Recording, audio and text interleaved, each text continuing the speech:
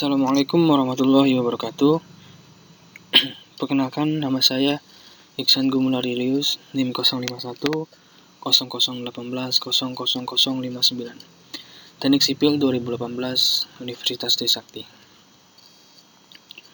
Pada kesempatan kali ini saya akan mencoba membahas tentang pemadatan tanah pasir yang telah saya buat presentasinya.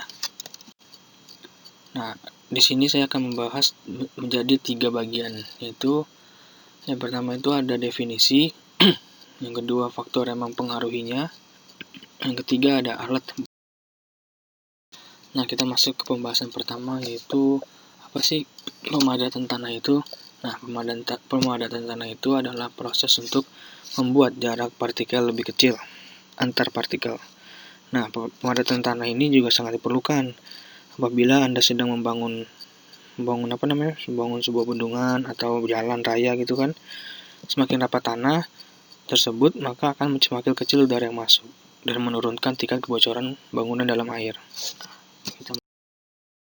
Dalam proses pemadatan tanah ini ada tuh beberapa faktor. Nah, ditanyakan di sini apa saja sih faktor yang mempengaruhinya. Nah, di sini yang pertama kadar air tanah, yang kedua jenis tanah, yang ketiga tebal lapisan tanah, yang keempat alat pemadatnya. Oke, baiklah kita membahas yang poin pertama dulu, kadar air tanah. Air merupakan pelumas bagi tanah untuk mempermudah pemadatan tanah. Untuk melakukan pemadatan tanah, sangat diperlukan kadar air yang optimum. Nih, teman-teman, apabila kadar air tanah itu terlalu tinggi, maka tanah akan mudah untuk bergeser nih. Nah, terus jika kadar air tanah terlalu rendah, itu juga sukar pula nih untuk didapatkan. Nah, biasanya nih akan dilakukan percobaan pemadatan tanah dengan modified compaction test dan standar Proctor compaction test agar kadar air yang dalam tanah itu yang diinginkan bisa diketahui.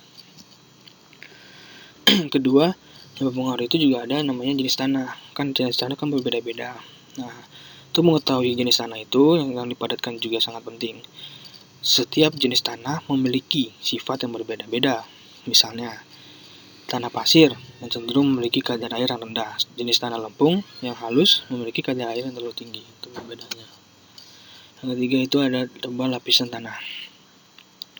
Faktor selanjutnya ialah tebal dan lapisan tanah itu sendiri. Nah, ketebalan tanah ini tergantung dari jenis tanah nih yang kita gunakan nanti. Semakin tebal tanah yang dipadatkan, maka alat berat yang digunakan akan semakin berat. Lapisan tanah yang akan ditebalkan juga mempengaruhi alat pemadat yang seharusnya dipakai nih. Nah, jadi sesuai dengan misalnya tanahnya seberapa, nah itu disesuaikan nanti tuh sama alat yang akan dipakai. Nah, tebal tanah pasir yang dipadatkan bisa mencapai 40 cm, sedangkan tanah lempung mampu memiliki ketebalan hingga 15 cm. Yang keempat itu adalah alat pemadatnya. Nah, ini faktor terakhir nih yang mempengaruhi pemadatan tanah. Kan tadi sudah dikatakan sebelumnya bahwa alat pemadat itu memiliki peran yang sangat penting juga dalam proses pemadatan tanah. Peralatan pemadatan tanah ini terbagi atas 2 jenis, yaitu mekanik dan manual. Mekanik itu adalah alat yang digerakkan oleh tenaga mesin, sedangkan alat pemadat manual ialah yang digerakkan oleh tenaga manusia ataupun hewan. Nah, pembahasan ketiga ini adalah alat dan prosesnya nih, proses pemadatannya.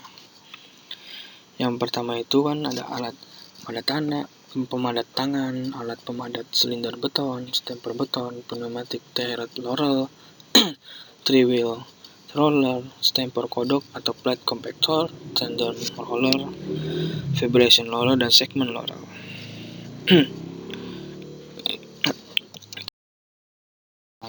Contoh alat ini, alat pemadat tangan.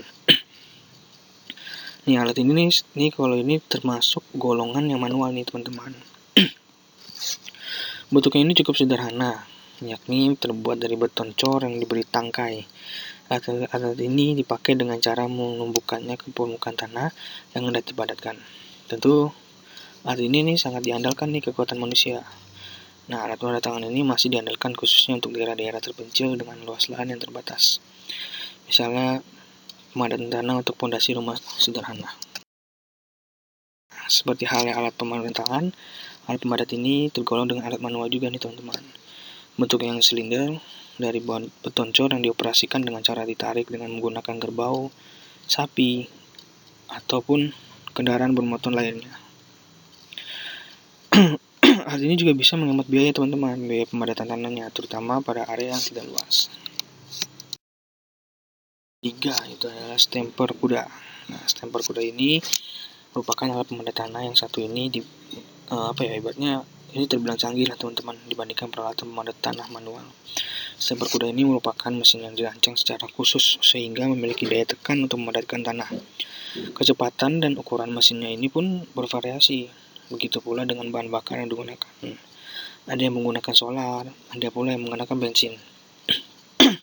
Tentu dengan mesin ini, pekerjaan pemadatan tanah ini menjadi sangat lebih cepat daripada menggunakan peralatan yang manual. Magic Charlotte Laurel. Nah, pemadatan tanah ini memiliki roda-roda nih, seperti teman-teman lihat nih kan, ada roda-roda juga. Nah, ini biasanya penggilasnya itu berupa ban karet. Roda-roda tersebut diatur dengan susunan berselang-seling. Tujuannya apa teman-teman? Tujuannya agar tanah yang tak tergilas roda bagian muka dapat tergilas dengan roda di bagian belakang. Pada peralatan ini, tekanan di permukaan tanah juga bisa diatur agar sesuai dengan kebutuhan teman-teman. Pengaturan tekanan dapat dilakukan dengan mengubah tekanan bannya. Peralatan ini, teman-teman yang sama-sama kita tahu ini juga cocok digunakan pada permukaan tanah granular, tanah lempung, atau tanah pasir. Selanjutnya ada 3-wheel roller. Nah, peralatan ini nih biasanya digunakan pada jenis pemadatan dengan material berbutir kasar. Alat pemadat ini dirancang dengan 3 silinder yang terbuat dari baja. Tujuannya yaitu untuk menambah berat pemadat. Roda silinder tersendiri biasanya diisi dengan pasir, minyak, atau air sehingga diperoleh berat yang dibutuhkan. Berat roda-rodanya ini sekitar 6 ton sampai 12 ton. Atau plate compactor. Nah, plate compactor ini biasanya dikerjakan getaran bekerja dengan vibrasi atau tekanan memadatkan tanah. Alat ini juga umumnya digunakan untuk memadatkan paving, juga bisa dipakai untuk memadatkan permukaan tanah atau memadatkan kerikil-kerikil yang telah tercampur. Tandem roller. Nah, tandem roller ini merupakan yang tergolong dengan alat berat untuk pekerjaan konstruksi besar seperti bandara atau jalan raya. Alat ini biasa dipakai penggilas akhir agar permukaan aspal semakin rata. Saat ini tersedia tandem roller dengan 2 poros dan tandem roller dengan 3 poros. Yang tandem roller ini bobotnya itu sekitar 8 sampai 14 ton dan menghasilkan lintasan yang sama setiap. Yang terakhir itu adalah proses pemadatan tanah. Sebelum kita melakukan pemadatan tanah, biasanya kita dipersiapkan terlebih dahulunya itu adalah tanahnya dulu nih, lahannya. Habis itu kemudian dibersihkanlah lahan-lahan pepohonan atau menyingkirkan bebatuan. Setelah itu pembersihan dilanjutkan dengan proses perataan dengan menutup lubang-lubang. Barulah setelah itu dilanjutkan ke tahapan pemadatan tanah dengan mengilas tanah, memukul maupun mengolah tanah tersebut. Semakin tebal tanah yang dipadatkan, maka akan semakin berat alat pemadatnya.